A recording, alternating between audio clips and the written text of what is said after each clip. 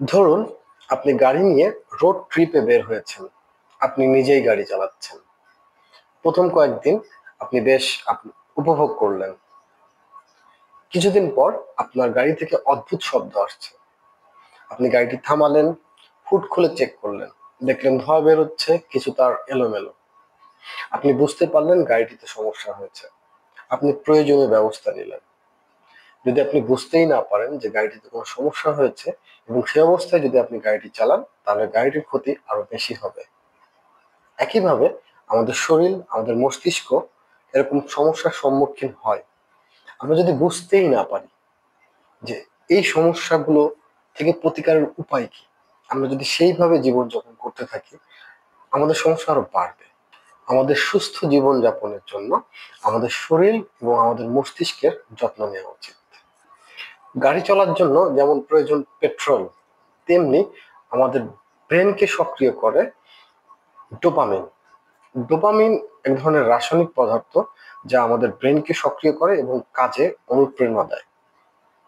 একটা গাড়ির সব অংশ ভালো আছে, শুধু যদি পেট্রোল না থাকে তাহলে গাড়িটি চলবে না। একইভাবে ডোপামিন না থাকলে আমরা কোনো কাজ করতে পারবো না, ইভেন কথাও বলতে পারবো না। এজন্য সেভিয়ার ডিপ্রেশনে বা পার্কিনসন রোগে আক্রান্ত ব্যক্তিরা স্বাভাবিকের মতো নড়াচড়া করতে পারে না, কথাও বলতে পারে না। গাড়ি চালানোর সময় মাঝে মাঝে গতি অনেক বাড়াতে হয়, মাঝে মাঝে গতি কমাতে হয়। এর জন্য গাড়িতে থাকে গিয়ার সিস্টেম। তেমনি মস্তিষ্কের গিয়ার সিস্টেম হলো সেরোটোনিন। সেরোটোনিন ডোপামিনকে কাজ করতে দেয়, তবে ডোপামিনকে নিয়ন্ত্রণ করে যেন ডোপামিন অতিরিক্ত সক্রিয় না হয়। সেরোটোনিন ডোপামিনের বড় ভাইয়ের মতো আচরণ করে। সেরোটোনিনের অভাব হলে মানুষ নিজের আবেগকে নিয়ন্ত্রণ করতে পারে না। এজন্য দেখা গেছে যারা বিভিন্ন নেশায় আসক্ত বা জুয়া খেলে বা অপ্রয়োজনীয় কেনাকাটা করে, তাদের ভিতরে সেরোটোনিনের ঘাটতি আছে। রাতের বেলায় সেরোটোনিন কম থাকে। এই জন্য রাতে যদি কেউ মেসেজ করে, তাহলে সহজেই সে আপনাকে যে কোনো দিকে ইমোশনাল করে ফেলতে পারে।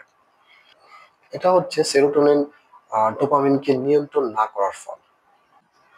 গাড়ির যেমন ব্রেকিং সিস্টেম থাকে, তেমনি আমাদের মস্তিষ্কেরও ব্রেকিং সিস্টেম হলো গাবা। গাবা আমাদের অতিরিক্ত উত্তেজিত হতে বাধা দেয়, আমাদেরকে সংকেত পাঠায় আমরা যেন সময় মতো ঘুমাই বা মস্তিষ্ককে রেস্ট দিই।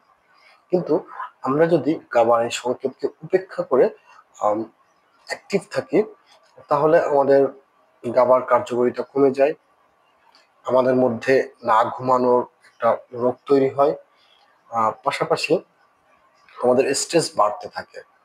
রাতের বেলায় নিরাপদে গাড়ি চালানোর জন্য আমরা হেডলাইট ব্যবহার করি, যাতে আমরা সঠিক রাস্তা দেখতে পাই।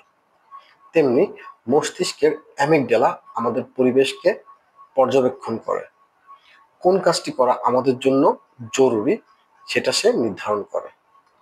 গাড়িতে স্বাভাবিক ব্রেকের পাশাপাশি জরুরি ব্রেক ব্যবহার করা হয় যদি হঠাৎ গাড়ির সামনে অন্য কোনো গাড়ি এসে পড়ে বা স্বাভাবিক ব্রেক করার সময় না পাওয়া যায়। তেমনি অ্যামিগডালা স্বয়ংক্রিয়ভাবে কাজ করে, আমাদের মস্তিষ্ককে ব্রেক দেয়। তখন আমরা ভয় পাই। যদি এই ব্রেকিং সিস্টেম আরো জোরে টানা হয়, তাহলে যেটা হয় সেটা হচ্ছে প্যানিক অ্যাটাক। আমাদের দৈনন্দিন জীবন আগের মতো নয়, আমরা সবাই কর্মব্যস্ত। আমাদের লাইফস্টাইল অনেক চেঞ্জ। আমাদের গাবা ঠিক মতো কাজ করছে না, আমাদের অ্যামিগডালা বারবার কাজ করছে। আমাদের জরুরি ব্রেক নেওয়া লাগছে আমাদের মস্তিষ্কের জন্য। এইভাবে বারবার অ্যামিগডালা ব্যবহারের ফলে আমাদের ভিতরে একটা স্ট্রেস তৈরি হচ্ছে, যাকে আমরা বলতে পারি ক্রনিক স্ট্রেস।